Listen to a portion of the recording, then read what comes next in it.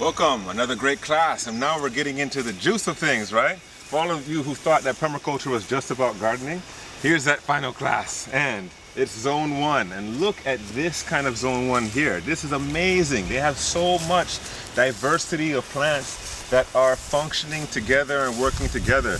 I love the mulch that they're using. They're using this very soft, fluffy mulch coming from their coconut fibers. They eat a lot of coconuts. And as you can see, it's such a bountiful garden. And they have the annual plants, but they also have perennial plants mixed in between. Nothing like beauty of your own backyard. Up to the demonstration garden, because this is where we spend most of our time, and this is maybe our most beautiful site. And this is, you know, a lot of hands have been up here making this happen, and we've stacked functions all throughout. Probably, in my opinion, the best function being beauty. Just bring you in here, and there's a lot of familiar crops, some that may not be. The red plant here is a red amaranth, and the ginger-like blade over there is a lot of avena, a lot of turmeric, because that grows really well here. It's a high-value crop. And the reason for the raised beds in this form is actually they had done this before I got here with about this section over. So about a quarter of the size of this garden was here, and they still had the materials. So it was a logical choice, and it keeps the pigs out really well. And then all around the edge, we've started to create our border. So we have bananas all up on the border, and we've got fruit trees interspersed and nitrogen fixing trees interspersed that are going to come online, and we'll work the bananas out. And so it's all surrounded with very useful and beautiful crops. We've got tomatoes and peppers and all this stuff we try to integrate into the kitchen. And then here's our food forest back here on the edge. As we come closer, you can see there's papaya. Behind the papaya, there's pigeon pea, there's tree tomato, there's turmeric on the ground, lots of nice big racks of bananas all around here. And then our newfound fun thing is we're taking pallets and we're just making little cubes. And what we can do is we can, when they rot, just build a new one, put it next to it, move the soil into that other one, and get rid of the old pallets, compost them into the landscape, cycle those nutrients, and just start again. So we have some more Thai holy basil or tulsi at the entrance of our house. Particularly auspicious. I was telling you earlier, it also keeps away mosquitoes, so that's good too. We have a breadfruit tree behind us. Gave so much fruit this year, and here's a jackfruit tree. It was just feeding the neighborhood, feeding the cows, feeding all of us. And here's our other garden area. These are scorpion peppers. Oh my that's why there's so many on here, because you don't need a lot. You only ever need to eat like one a month. So yeah, if you guys need any of those, feel free to pick some. Some little kalo keikis, some baby we planted after the last harvest. These papayas were volunteers. They came up out of the ground on their own, and they're producing, very healthy. Yeah, crazy. Some more sweet potato. Volunteers. You guys know about avapui? Yeah. Yeah. Avapui is awesome. Yeah, it's a natural. It's amazing, like a natural soap. I don't. Oh, shampoo ginger. Yeah, these little buds squirt out like a shampoo soap. Smells delicious. Put it in your hair. You know. Stick it back in there. All right. These are yellow ghost peppers, which is also why there's so many on there. You don't need a lot of those either. Some moringa. This was the first moringa I planted here, and it was actually just a branch that I saw some guy cut down by his house. I asked if I could have it, and I stuck it right here. As you can see, it just sprouted up from the branch. It's a very hardy plant, easy to propagate. Do the cows also eat the Brazilian spinach? It's only 2 cows out of my 5 cows. They have individual preferences too. Gotcha. Jaboticaba, you can see all the fruits on the ground, just produced like a little batch. Delicious. One of my favorite fruits. You want to try one? Yeah, this tree produces multiple times a year. The fruit comes right out of the bark. It's so good. It's better than grapes. It's like a tropical, fruitier grape. Something we always try to do is keep a lot of mulch on top of all our beds. Mulch is the bedrock, basically, of permaculture. It allows microbes to thrive. It makes it so you basically never have to water your plants, keeps the moisture in, and it's constantly breaking down and feeding your plants as well. And so I'm always mulching. These beds were recently redone. That's why they look so nicely mulched in without any weeds growing in yet. Generally, I just let the weeds grow in, then I scoop them all up, I throw them on the bed, and I mulch on top of them. I use what's there. I don't see it as a problem, I see it as a resource. The weeds are collecting all the energy from the ground and the pathways and allowing me to put it where I need it for the plants that I'm growing to eat. This is some corn we just transplanted in here. It's looking very beautiful, as well as some burgundy okra over there. Today I was going to plant some yellow banana peppers in here that were already started and ready to get into the ground. Interesting right here, this isn't trash. These are bags I get delivered of koa sawdust. I get these from a friend. He gets it from a local mill where they're making furniture out of raw wood, so it's not treated. And this sawdust is so amazing for permaculture. I use it in my composting, I use it in my pathways. If you can find sawdust anywhere around you, get it and don't tell anyone about it. Like, keep it to I'm just kidding, it's good to share. So I use the sawdust, as you can see, everywhere, and it's really effective as well. So one of the main things of permaculture is using what you have and using what you can get your hands on. When I had my previous property, I had no money, but I had the land there. I was going into the woods, digging up moss, digging up mulch, and making my own soil, and doing that. Hey, Rosie. It's our guard dog. She's quite vicious, as you can see. But yeah, so you use what you have around you, and it's really rewarding. It's more rewarding than going to the store and buying a $20 bag of soil than to make your own soil. It's so much better. You can't get that at the store. Eating good food will change your life. Absolutely. Because, you know, I was reading something the other day, and it's so true that food isn't only nutrition. Food is information. And if you eat some food out of a package that's made in a factory versus a breadfruit, an ulu, just think about the information that this ulu that's grown under the sky, under the stars, in the sun. What information do you receive from that food versus the food that you just ate out of a plastic package? So eating food can change the way you perceive yourself and life. When you work with the land, you have like, I think it's like one of the highest forms of artwork. You know? Oh yeah. Because you get to play with so many different textures and colors and visuals and...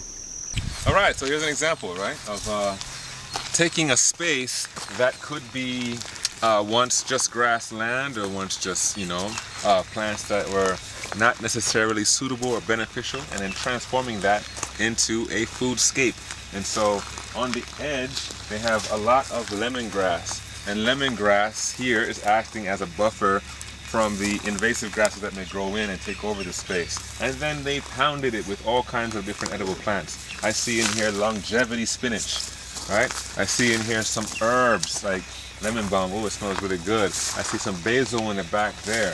Here we have a nice papaya beginning to grow. We have some nice bananas right here. Ginger on this side here.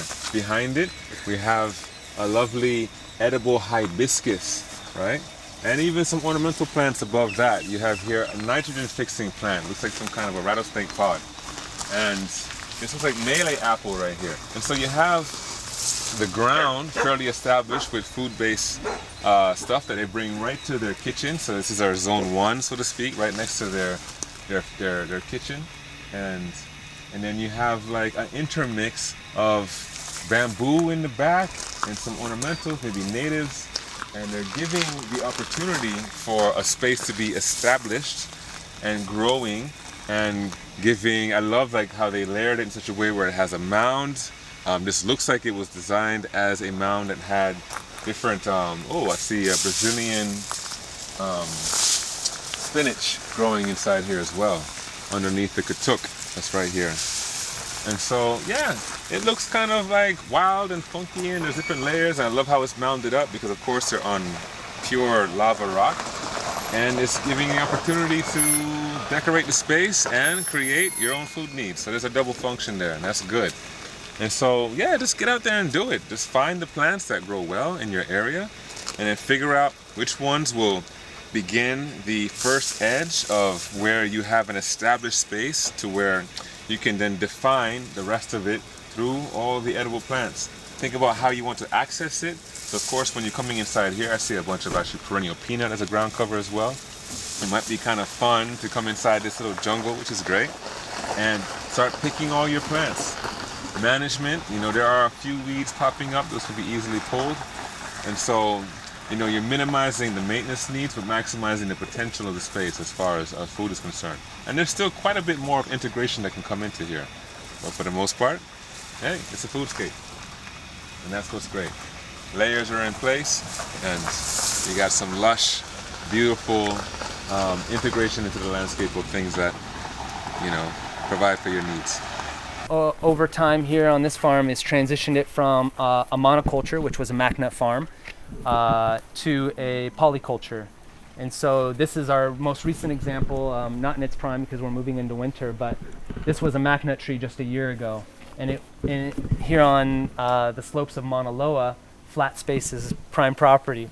So instead of having a macnut tree here, we've opened it up into an herb garden where we have at least 10 to 12 different species of medicinals and aromatics, including tobacco as a pesticide, some mullein, sage, thymes, mints, marigolds for also some pesticide action, lemon balm, and the list goes on.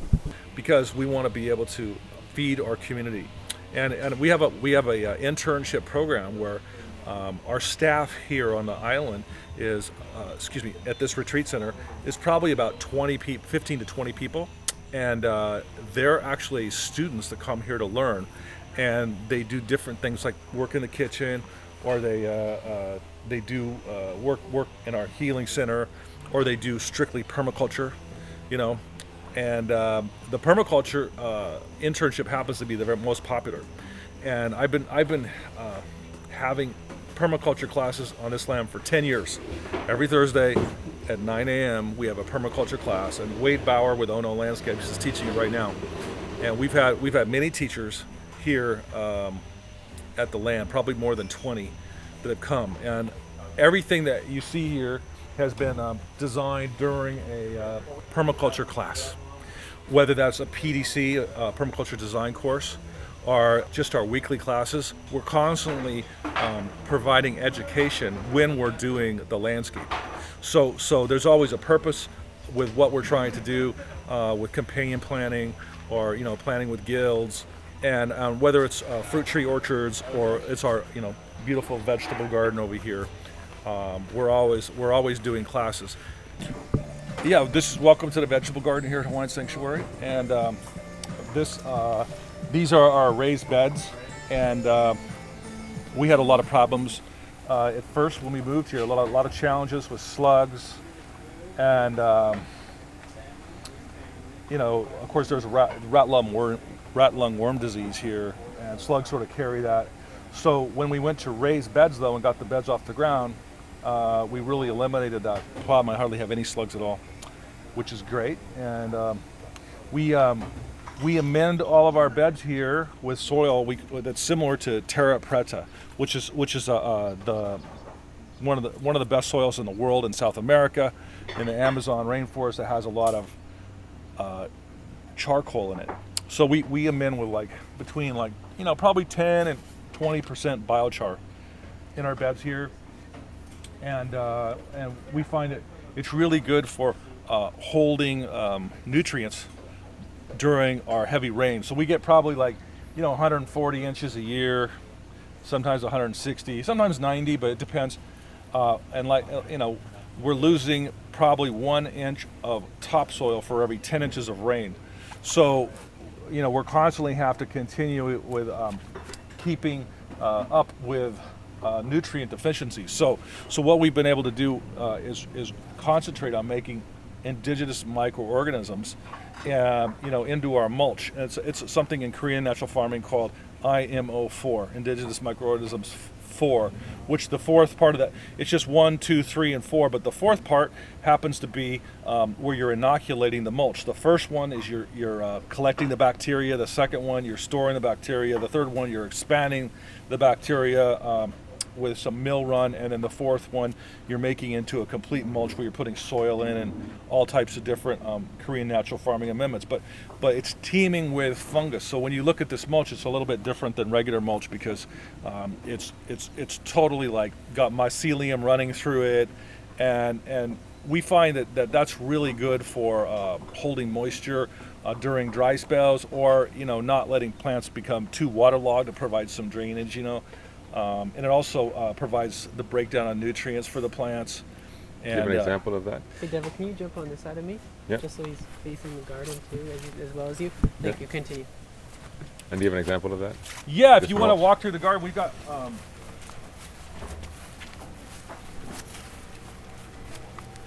This is a Hawaiian chili pepper plant that's just so overproducing. It's just got crazy amounts of. It's probably have over 1,000 peppers on it. But one of the reasons is because we use the indigenous microorganisms underneath in the mulch there to be able to feed the plant. And the other thing we do is we water with compost teas. A big part of what we do in permaculture design is sheet mulching, or just mulching in general. And as you can see, when you actually take the time to mulch the spaces out well, hopefully deeper, because as you can see some grasses coming out here. When you find yourself mulching very well, you're going to find yourself minimizing your maintenance and increasing the time and the energy in your sustenance. So they have a variety of things growing here, and the mulches help delineate the pathways so you can create no-till garden beds, and they're raised up here and mounded because they get quite a bit of heavy rain, so it can drain off properly. And the mulch is not only suppressing the weed growth so that you have a distance between your grass and the bed itself, but it's also great for building the soil, right? And so if we're just mulching in place, these plants are taking up that nutrient and benefiting from the suppression of the weeds. And of course, it looks great. So why not do it? And do it well, do it right. So you can make it easy. And then design recline. When you're working your garden beds and you're designing a space for growth, don't just think about the floor. What about growing up, right? Here we have some trellises, and on the ground they have Malabar spinach. This is a fantastic perennial green that's growing in the tropics and the subtropics, and that will take up the vertical space. Below that, you can grow other things, like they have here holy basil, but you can grow quite a bit of different things. So consider the vertical spaces as well as the grounds. When designing your zone 1, of course, you want the edge effect. So on the edges, you can put plants for clipping, which is over here we have dandelion. Plants for plucking, like here we have the collards. And then, of course, you have clipping and planting and cutting the edge of, say, for example, the sweet potato. They can harvest this whole thing to maintain the beauty and the trimming of it. But, of course, eating the sweet potato leaves, high in protein, very good. You can also eat, if you cook well, the yucca. Right, the cassava can be eaten, the greens, and then of course, as they grow out this broader bed, they'll be able to harvest the roots, and they'll have lots of roots as well. We had a rotting redwood fence here, and we tore it down, needed to be replaced, and replaced it with locally harvested bamboo, something that I grew myself, and some plum branches. And so now we've made a fence that's lasted here 9 years. And it lets light in, and it lets people know what's happening here. So we've not put a barrier in the sense of a fence to be a fortress, but we've made it a plant living ecosystem with lots of natives and lots of food. And we've had no theft, no troubles in our neighborhood. Yeah, so for a small flat garden, creating vertical space, 3 dimensions is really important. So we built this trellis out of local bamboo that I'll show you in a minute, and it's for the kiwis that are up here, and the wachita. This is a variety of thornless blackberry that's quite prolific, and it grows 12 feet tall, and it needs a little trellising.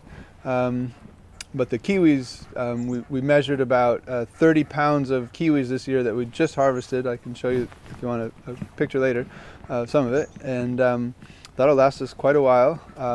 And so the kiwis are right here. There's male and female. That's always essential for these kind of kiwis. A Vincent female and a Tamori male, and that's kind of like the Bay Area in lots of ways. So a girl named Vincent, and it's a little funny joke, but that's the the name variety that we inherited. Vincent is one of our better ones, and so it can grow. And in a commercial orchard, they can make 500 pounds per vine. This is not that ideal of a condition, I guess. So we're not getting that yet, but it's young enough, and they definitely need trellising, and so gives us a nice cool space to hang out in the summer and a place for the kiwis to grow up. And instead of just having a two-dimensional garden of lettuce and chard and spinach on the ground and that's it, just one kind of crop, we grow that when the kiwis lose their leaves. We grow a lot of greens underneath them, so they still have their leaves on. And we're just in the process of planting fava beans here. And the fava beans will produce in May or June, and the kiwis will have leafed out again. So that's a real important permaculture idea of just, if you have shade, use it to your maximum in the summer when you want it, and lose it in the winter. So deciduous vines or deciduous things like a fig tree or whatever, apple tree are also advantageous. So what we've done here is just have a little fun with it, and we've tied it together with bicycle tires. So that's kind of a cool thing for deep recycling, no waste, zero waste, all those kind of ideas that you can use wire, and we use all kinds of things. There's also quite a bit of baling twine, the blue stuff, from straw bales, because we use a lot of straw bales in our gardening systems, and even in some of our building systems. I'll show you in a bit the straw bale house. But anyway, it's a trellis, and you want to make it nice and tall, because I'm 6'4", right, almost, and you want it you don't want to stoop, so build it bigger than you think. And tripods are really good. Triangles are really good architectural. We had an architect come in and show us how to do it. A stronger building module, if you're just deconstructing things to shapes, geometry. So you see lots of triangles in our trellises, and they last easily for 10, 15 years, and then the bamboo in our climate rots out, and then you replace it, and it's just growing right as a barrier to the neighbors, so you don't have to go far. Savories, parsleys, rosemary, sage, and thyme. Sounds like a great line in a song, huh? So these beds, again, if you focus, the kitchen's just right there. So some of these culinary herbs that get snipped and are used fresh in the cooking are in a relative location adjacent to the actual kitchen. We have this fence and this tall grass growing to keep the ducks out. Do you want to go in the garden? Yeah. Check out the garden. I'm loving the splash of color with the nitrogen fixers. Yeah, I think there's lots of holy basil. We got asparagus growing. Nice. And have you had scalanthes yet? Huh? Have you had scalanthe? Oh yeah. We've got lots of that, because that's Jean's favorite.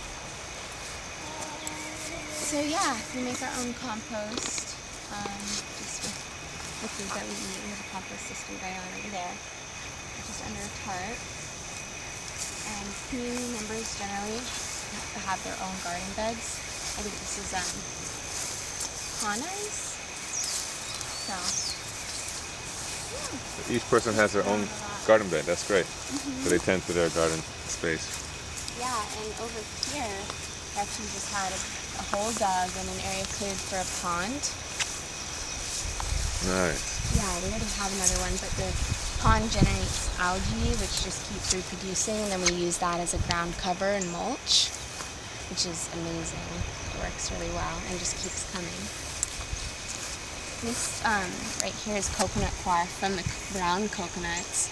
We get a big chipper that comes here. And we keep all of the husks and then we put them through. And this is like anti-mold and makes really great paths and mulch for the garden. So that's pretty awesome. Awesome. Aloe. Beautiful.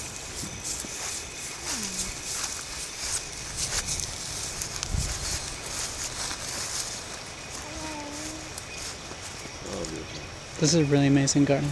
Yeah. Keeps growing.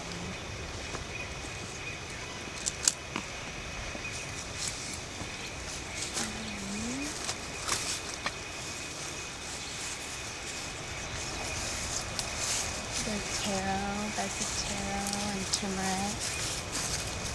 Like straight up zone 1 to zone 2, or broad bed zone 1. Zone taro. And one here. The moringa. Cardamom here. Yeah.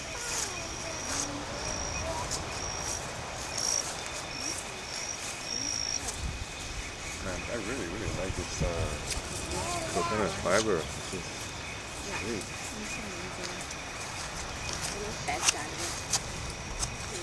Bed doesn't like let it sleep in. Yeah.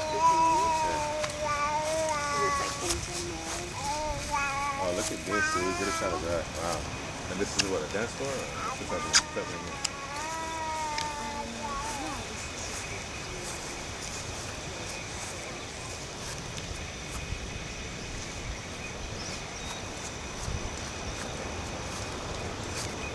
When you capture the Malabar dust mite, and this color, this is so very, visually this is very, what we're looking for. We went to a lot of places where they don't have the visual aesthetic. Awesome. You got this? Landscaping as well.